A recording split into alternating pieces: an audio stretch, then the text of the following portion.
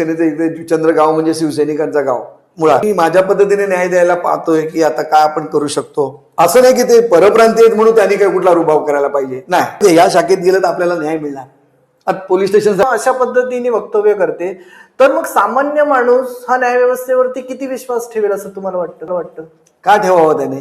मी तेच म्हणतो, पण ठेवण्यात तुम्ही पार झाल्यानंतर सकाळी 8 वाजता शपथविधी होऊ शकतो. सगळ्यांना माहिती आहे ना, कोणाला विचारलं शिवसेना कोणाची.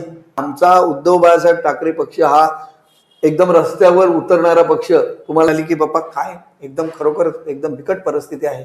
आता माझीच मुलगी तिथे शाखेतून सांगते, आता काय म्हणजे विचार करा, रिक्षा चालवतात आणि 8-8, 9-9 तास रिक्षा चालवतात. अक्षरशः तोंडावर रुमाल बांधून त्यांना रिक्षा चालवावी लागते. तो आम्ही करणार. मी म्हटलं तुम्ही करा, मी बॅनर लावतो. बंधू जे एकत्र येणार त्याला देखील कारण आहे आणि ते यायलाच पाहिजे.